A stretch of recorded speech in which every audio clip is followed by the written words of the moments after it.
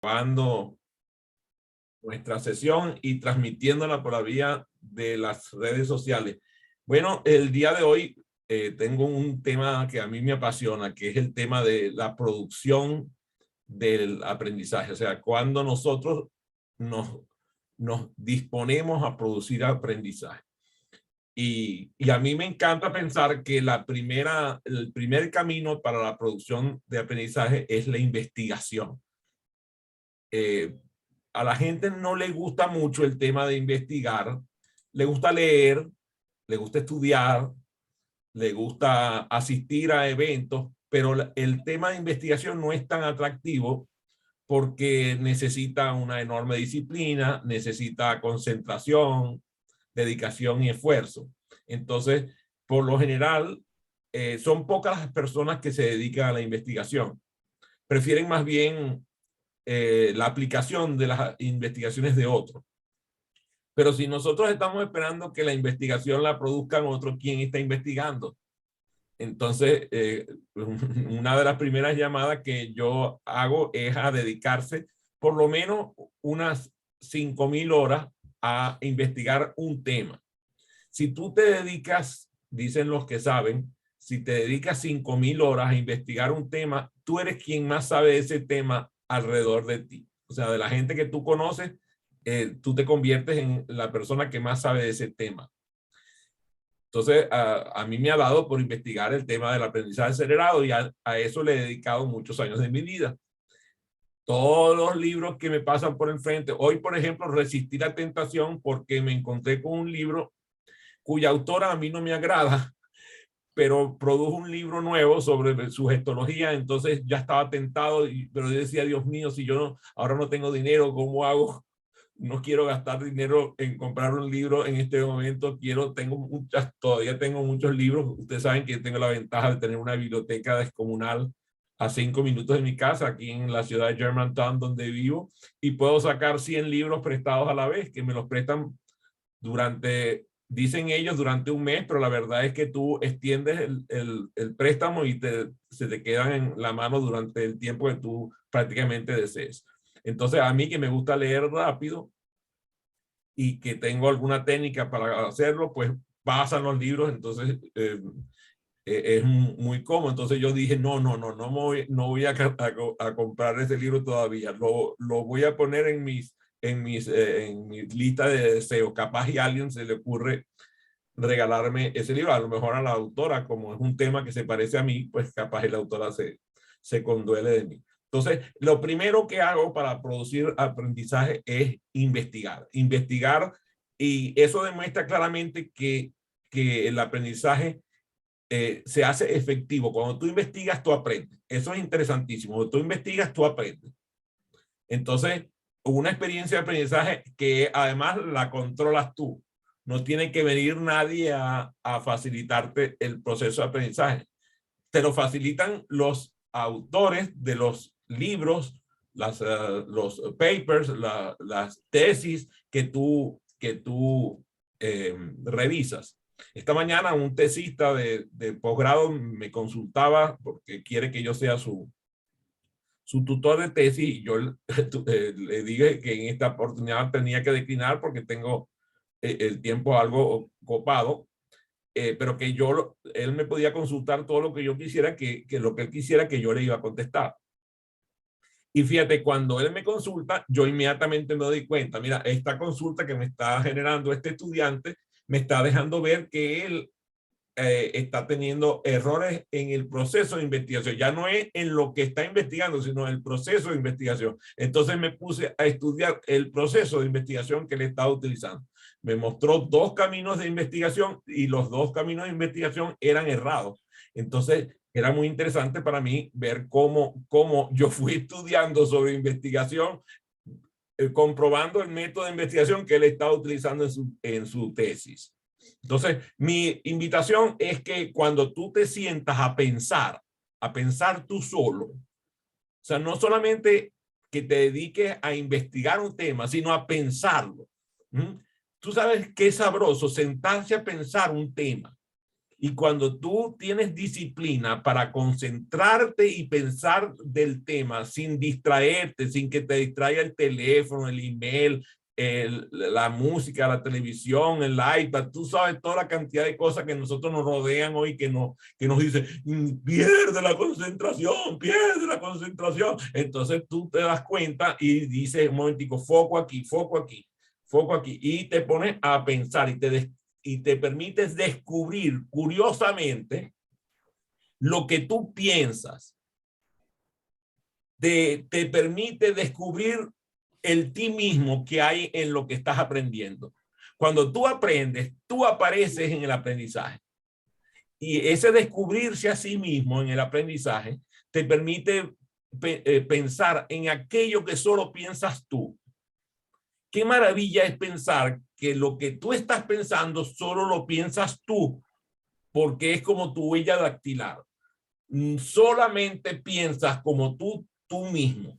Entonces tú, al dedicarte a pensar solo, descubres en ti mismo cosas que, que, estás, que estás pensando y que te permiten curiosear.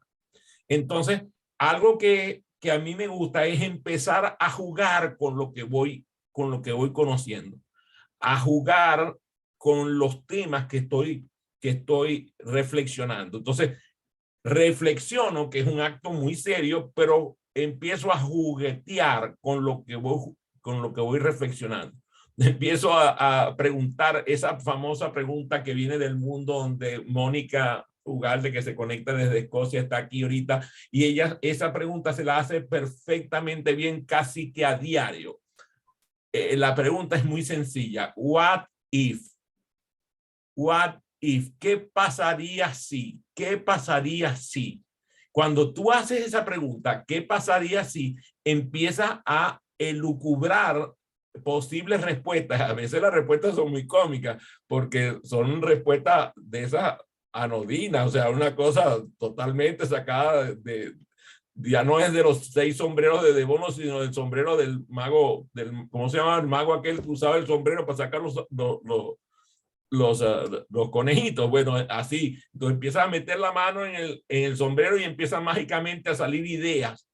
Y cuando tú empiezas a pensar de forma efectiva, sostenible, empiezas a lograr que en tu memoria empiecen a asentarse elementos de lo que tú estás investigando. Ustedes saben perfectamente bien que lo que tú no recuerdas no lo aprendiste. Entonces, parte del proceso de investigación tiene que quedar registrado. Por lo tanto, allí aparecen los mapas mentales, los mapas conceptuales, todo lo que permita registrar lo que vas investigando. Y necesitas tener disciplina, porque si no te vas a llenar como una amiga mía que se llena de cuadernos y de hojitas y de papeles, tú sabes, de servilletas. ¿Conocen el método de anotación en servilletas? Dios mío, qué cantidad de ideas maravillosas, qué cantidad de ideas maravillosas han desaparecido en servilletas tiradas a la papelera, ¿verdad? Entonces, tú aprendes de manera efectiva y sostenible cuando tú lo que vas investigando lo vas registrando. A veces cuando empiezas a investigar, te metes en una línea de investigación y esa línea de investigación se interrumpe vamos a decir, porque ya le perdiste el interés, ya tú sientes que agotaste el tema, pero lo bueno es que si está registrado, ahí queda, y queda en un repositorio que si lo tienes bien accesible, de pronto estás 2 meses después, 3 meses después, 1 año después, y tú dices, yo esto lo revisé hace tanto tiempo, lo voy a buscar en mi repositorio. Cuando nosotros combinamos lo nuevo que vamos investigando con lo que conocemos anteriormente, con los conocimientos anteriores, se produce lo que se llama un invento. Un invento no es más nada que una nueva relación. Los que estudian inteligencia saben que inteligencia viene de interligar, de entrelazar. Por lo tanto, el nuevo conocimiento lo atas al conocimiento anterior y se produce una inteligencia. Va por allá, una innovación, una innovación, así es. Entonces, tú vas evaluando lo que vas aprendiendo, vas analizando lo que vas aprendiendo, vas inventando lo que vas aprendiendo y aplicándolo de una manera práctica, y vas practicando y practicando y practicando, y de pronto viene una persona así como Tilly, le dice, oye Tilly, tú sabes, yo tengo estas ideas que he estado revisando, escúchame por favor, y vienes y le cuentas el cuento del gallo pelón, y ella viene y te da su opinión, y cuando ella hace eso, contribuye a tu proceso de investigación. A lo mejor ella te dice, como a veces pasa con Tilly, que tiene esa costumbre que a mí no me gusta mucho, y dice, yo de eso no sé. Pero muy interesantemente, cuando te empieza a opinar, cuando empieza a hablar, cuando empieza a rebotar contigo lo que tú le dices, entonces te da unas ideas maravillosas. ¿Por qué? Porque ella tiene una herramienta poderosísima, que es la herramienta de la pregunta. Ella conoce cómo preguntar. Y cuando tú empiezas a preguntar qué, quién, cuándo, cómo, dónde, para qué, oye, mágicamente empieza a construirse el conocimiento. Entonces, la primera herramienta que les entrego hoy para producir conocimiento es la investigación. La investigación. Muy bien. Una segunda herramienta de producción de conocimiento es la imitación. Y en eso los japoneses, los taiwaneses, los coreanos son unos genios. Ellos hacen una cosa muy sencilla. Ellos envían aquí a los Estados Unidos a cientos de miles de estudiantes a estudiar aquí en los Estados Unidos y empiezan a imitar todo lo que ven. Entonces, empiezan imitando y después empiezan a crear. Aquí, por ejemplo, hay 250,000 estudiantes chinos de ingeniería, 200,000 estudiantes hindúes de ingeniería. Y cuando tú ves allá en Inglaterra pasa lo mismo. Además que cuando tú llegas a Inglaterra parece una sucursal de la India. Es una cosa interesantísima. Hay partes de la ciudad que están total y absolutamente ocupadas por gente de la India. Entonces, fíjate, interesante. Ellos empiezan por ejemplo, ellos montan su negocio. ¿Cuál es el primer negocio que montan? Un abasto, una barrotería, como le dirían allá en México. Montan una barrotería y ahí trabajan 14 hindúes. Y es interesantísimo porque entonces los 14 hindúes después hacen clonaje y sacan 14 tiendas más. Entonces tú ves la ciudad de Londres y las grandes ciudades de Inglaterra pobladas de negocios montados por hindúes. Todos son una imitación uno del otro, son igualitas. Tú entras y parecía que estuvieras entrando en la misma cada vez que entras en la tienda. ¿Por qué? Porque ellos imitan. Los pakistaníes aprendieron la técnica, entonces ahora hacen lo mismo. Y tienen sectores de la ciudad que solamente están ocupados por personas de Pakistán. Van imitando, imitando, imitando. Ustedes se acuerdan cuando nosotros, por ejemplo, no, probablemente Mónica no, porque es muy jovencita, pero seguramente Tilly, Teresa y yo nos acordamos de cuando a nosotros nos decían que un producto era japonés, nosotros pensábamos que eso era de mala calidad. Después de eso, los productos chinos de mala calidad. Entonces, no, eso es chino, lo miraban así como con desprecio. Ahora resulta que los automóviles japoneses son los mejores.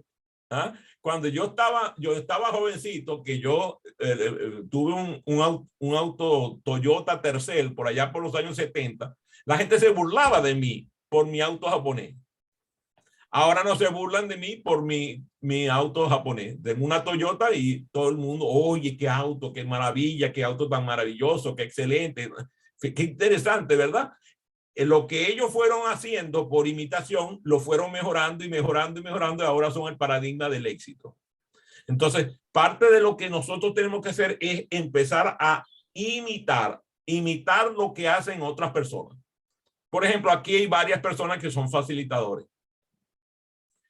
Este cuento yo lo he contado, por cierto, hoy me llegó un mensaje de él, Leo Alcalá, quizás el venezolano que yo he visto triunfar más en el mundo entero, compartió escenario con nada más que Stephen Covey y Jack Canfield. Con esos dos autores ya son suficientes para poner un desafío bastante interesante. Estamos hablando de que en un auditorio con 10,000 personas estaba Stephen Covey y después al día siguiente estaba Leo Alcalá en el mismo auditorio. Y te puedes imaginar lo que significó para nosotros los venezolanos. Tremendo éxito el de Leo Alcalá.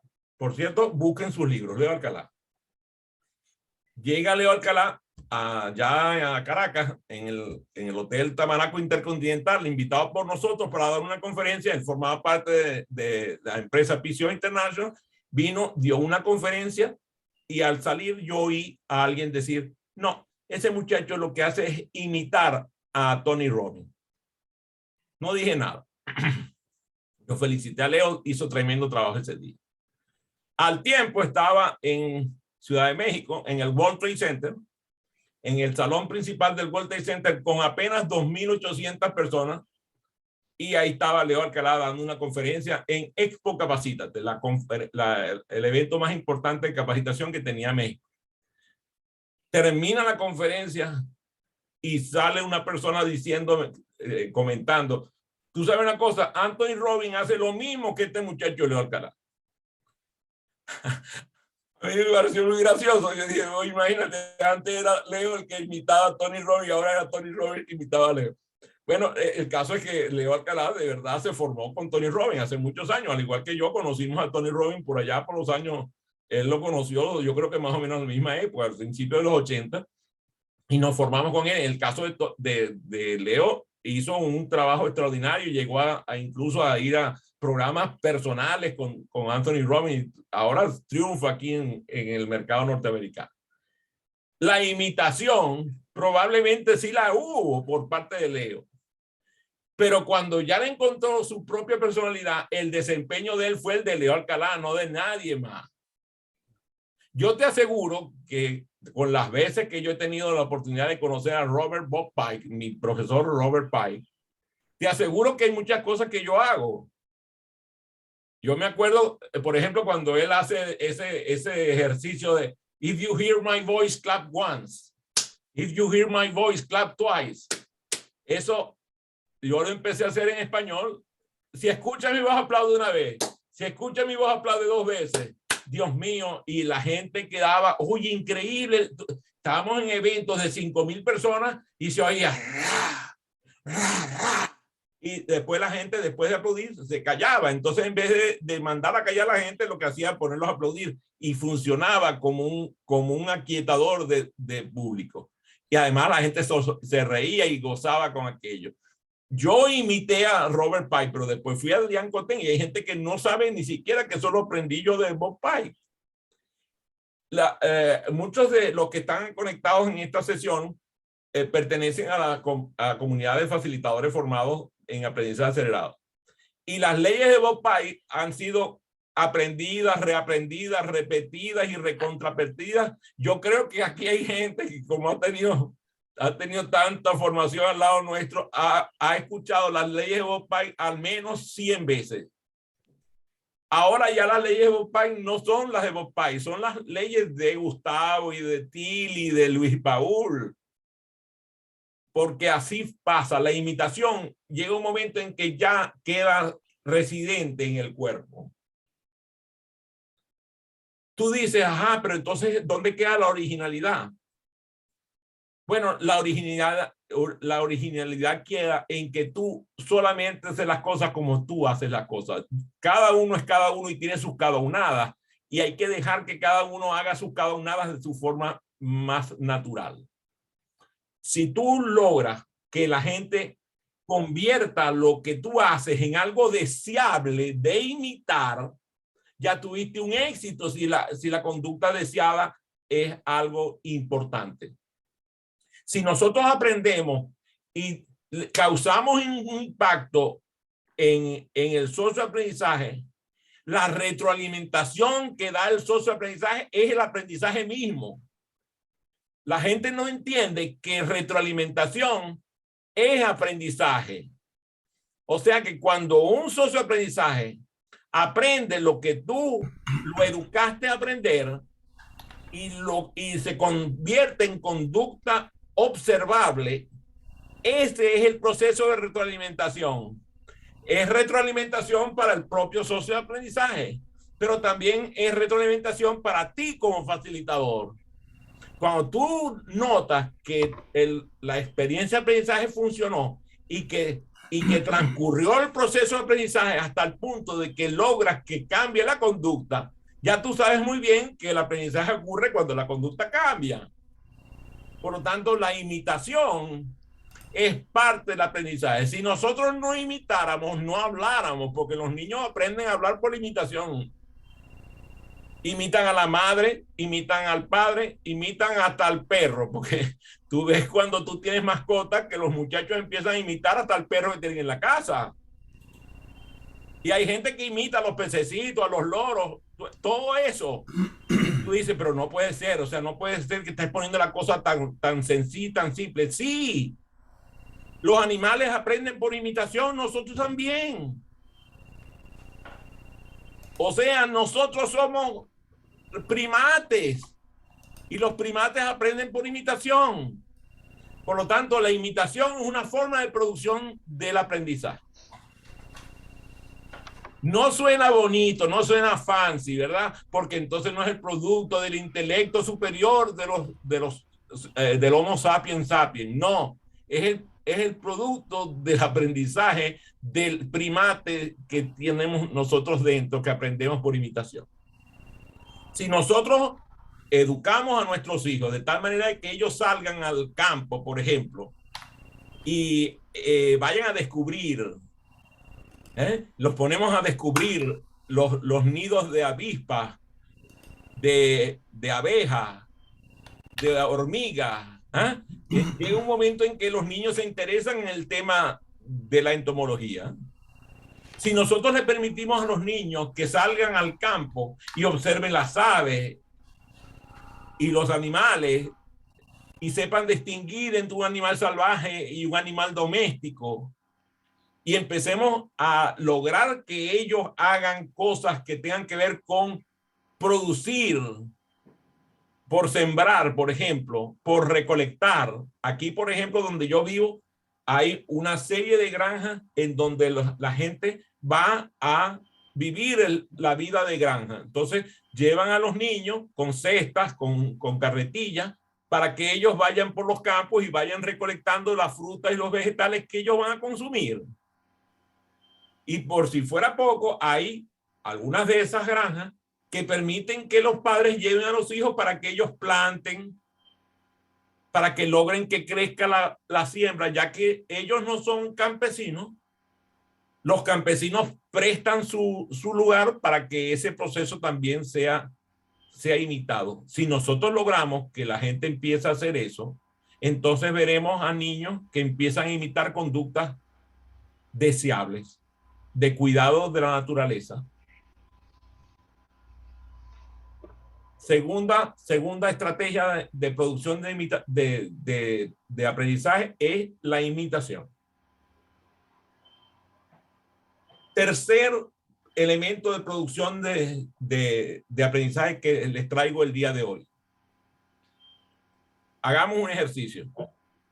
Díganme ustedes cuál creen ustedes que es el elemento de producción de aprendizaje que les voy a relatar esta tarde. A ver, díganme, empiecen a especular.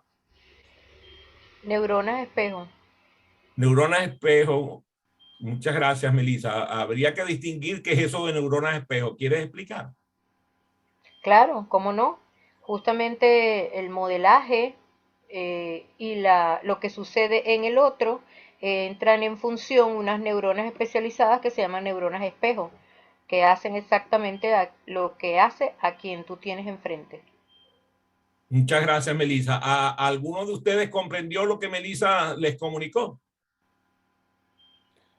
Algo así como imitación igual, ¿no? A ver, explícate. ¿Yo?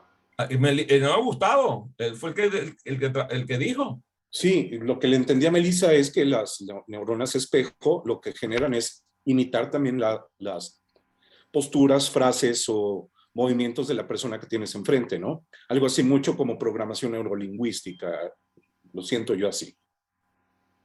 ¿Qué opinas al respecto de eso de que es como la programación neurolingüística, Luis Paul?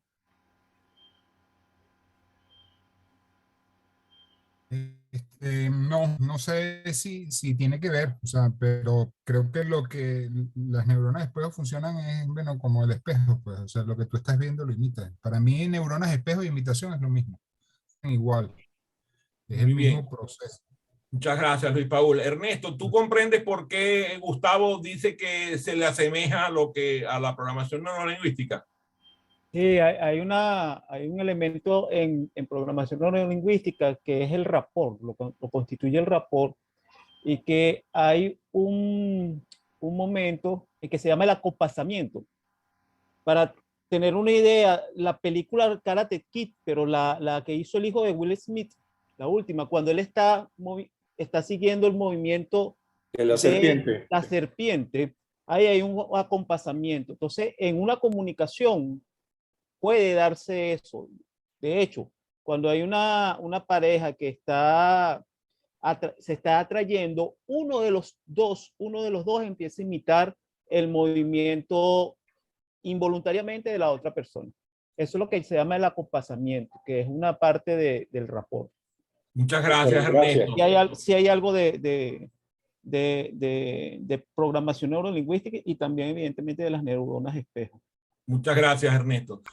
¿Alguno me puede decir qué es eso de programación neurolingüística? Que no sea Ernesto.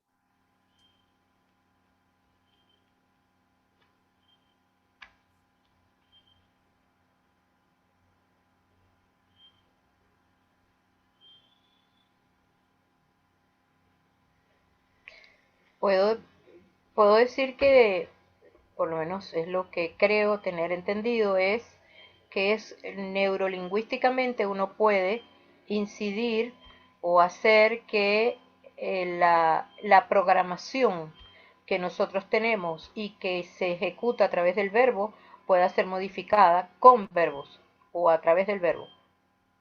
Muchas gracias, Es Melissa. como ¿Alguien una, más tiene algún concepto sobre programación neurolingüística? Algo que sepan de eso. Que La no sea ni utilización Gustavo, de ni Ernesto, ni Melissa. la utilización de los sentidos. A ver, Eh, explícame.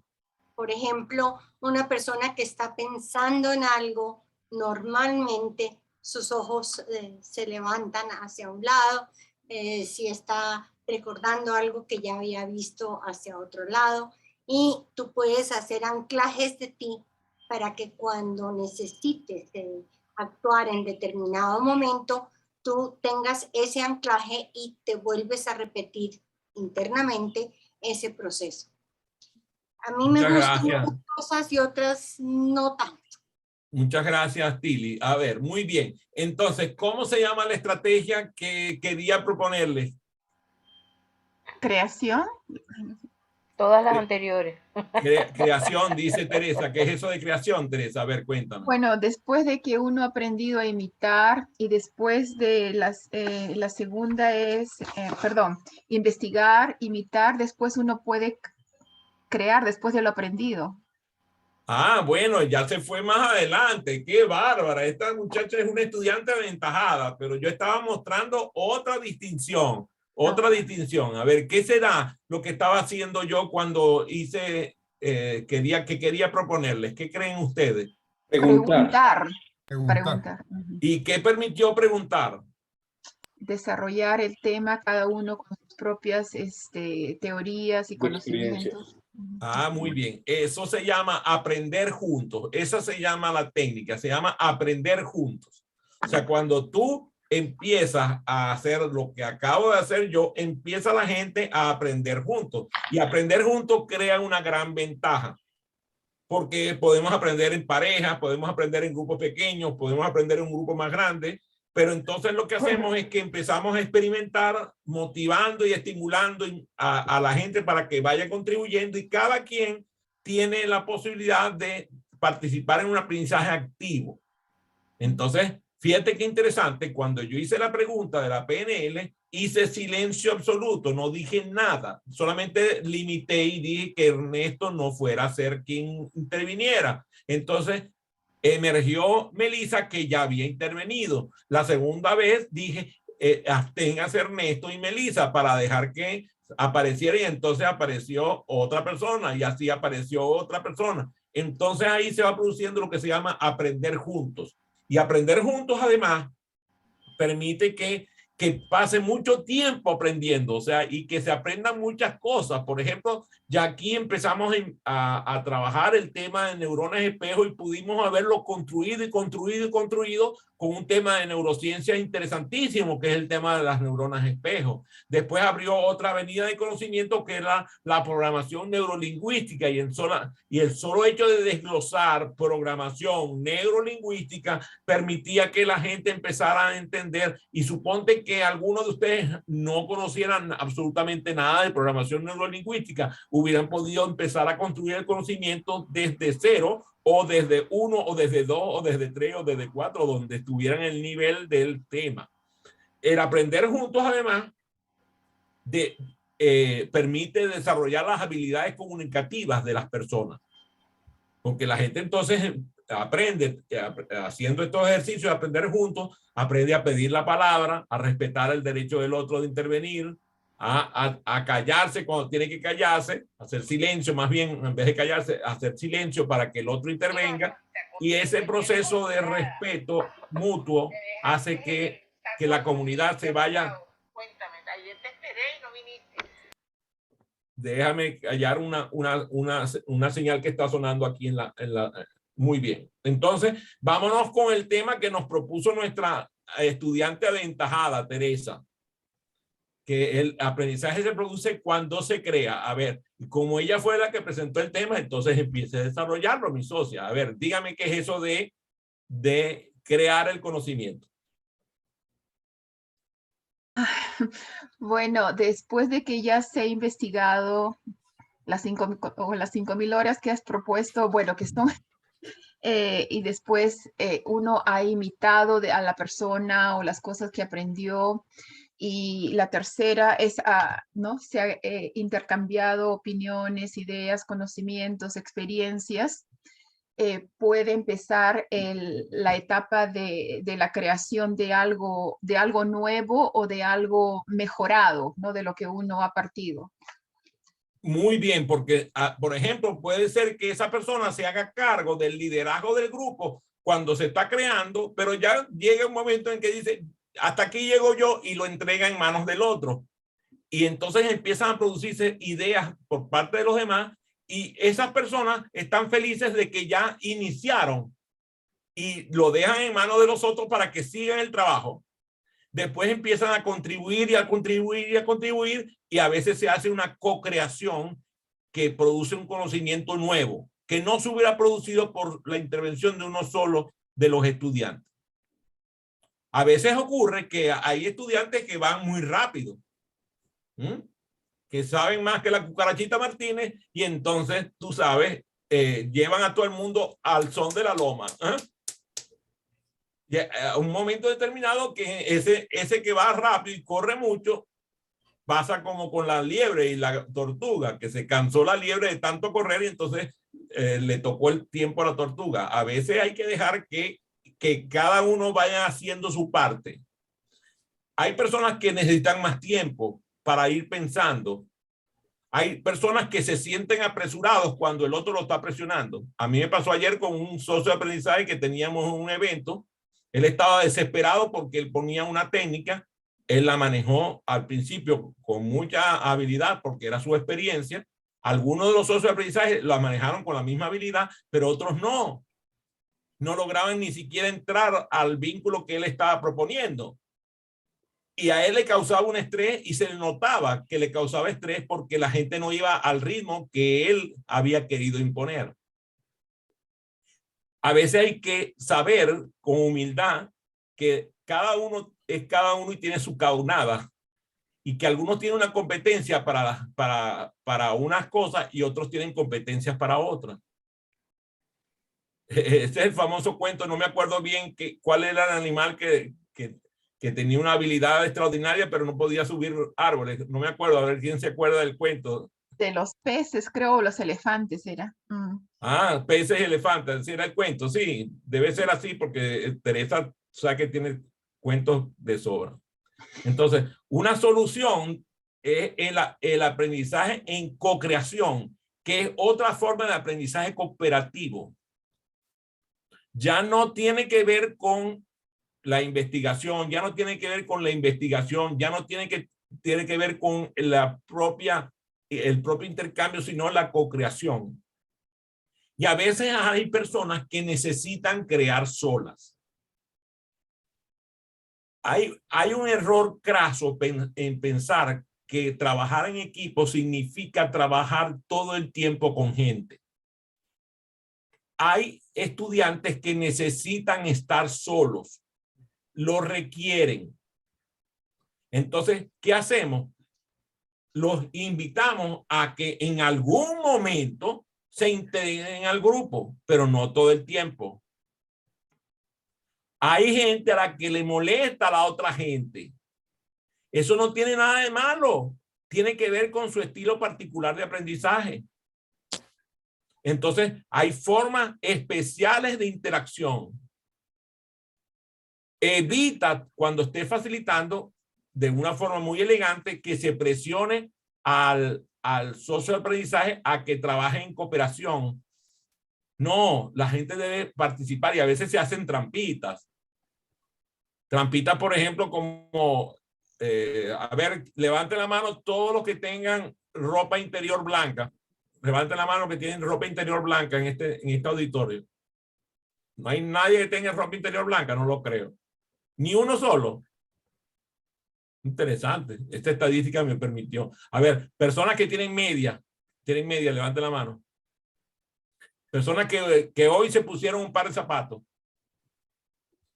Personas que comieron hoy un carbohidrato no deseado. Ahí está, ¿ves? Entonces tú vas buscando y entonces le pones una trampa a esa persona que no interviene demasiado, en donde lo pone en desventaja, pero sin exponerlo, sin humillarlo, sin hacer nada para presionarlo. Lo influencias de tal manera que sea indirecta la manera en cómo llegue a participar de forma igualitaria con el resto del grupo. Necesitas otorgarle a las personas que tengan el tiempo para reflexionar a su propio ritmo. A veces cometemos el error de querer que la gente cree a la velocidad que nosotros le imponemos. La creación de algunas personas ocurre de forma casi inmediata. Otros necesitan tiempo. Cuando te toca, entonces pensar que existen diversidad de métodos para producir aprendizaje, como todos los que hoy hemos revisado. A ver, cuénteme, preguntas sobre este tema maravilloso que hemos tocado hoy. Doy la bienvenida a sus preguntas.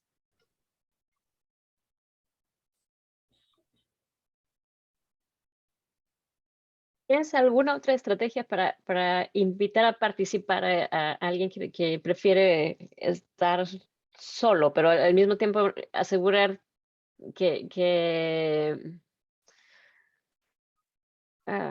asegurarse que participe? Porque yo recuerdo, por ejemplo, en la secundaria, esos trabajos en equipo que eran forzados, ¿no?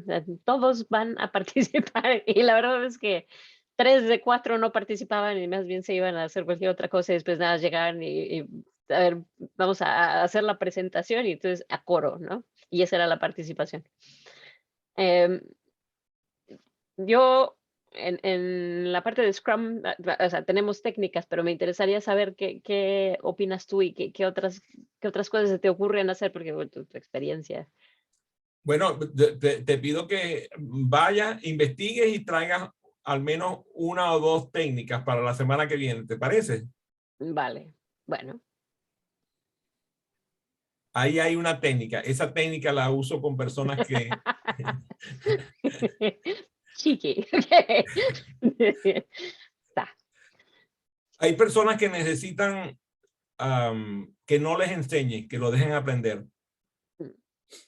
Ese es para mí el mayor secreto, dejar que la gente aprenda. Cuando tú dejas que la gente aprenda, y te quitas del frente, funciona. Hay personas que necesitan tu acompañamiento por lo menos un ratito. Entonces, adapta tu estilo a que eso ocurra. La interacción permite que, y sobre todo ahora que tenemos acceso a web, acceso a través de tantos medios, puedes lograr que haya una participación igualitaria y hay estrategias para lograr que no pase eso que dijiste, que le encargas a un equipo una asignación y que sea una persona el que hace la presentación y los otros no intervengan. Entonces, lo que hace es que otorga la asignación, pero la divide de tal manera de que cada uno tenga una parte independiente de la presentación. Así garantiza que todo el mundo intervenga a la hora de hacer el producto final. Hay personas que están condenadas al fregadero. ¿Qué quiere decir eso? Son personas que no tienen ningún deseo de aprender, en serio. No tienen deseo de aprender y a veces hay que respetar eso. Yo he aprendido hoy, por ejemplo, le dije adiós a alguien, así, le dije adiós. ¿Qué significa? Esa persona me mostró que no tiene ningún deseo de aprender, yo le dije adiós. Y hay que saber soltar. Dime, Francisco. Sí, Adrián, es que este tema es fundamental y realmente considero que me estoy pensando en esta siguiente pregunta, ¿no? ¿Quién determina o quién indica si efectivamente lo que se está produciendo es conocimiento? Porque pudiéramos también asumir que en algún momento ¿quién califica que eso que se produce verdaderamente es conocimiento? Y eso me lleva a una segunda pregunta. ¿Cómo establecer lo que realmente es conocimiento?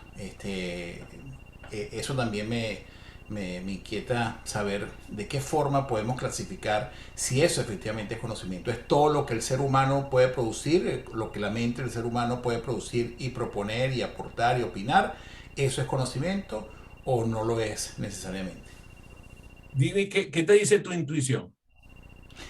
Mi intuición dice que si yo asumo alguna teoría o alguna concepción del mundo en la que esa producción de ese conocimiento vaya atado a algún criterio, pues ese criterio me servirá a mí de diferenciación, ¿no? Lo otro es la posibilidad de que todo vale, si todo lo que se produce, todo lo que opino, todo lo que comento es conocimiento. Y eso, bueno, puede ser una posición también válida, ¿no? ¿Tú crees que el conocimiento depende del contexto?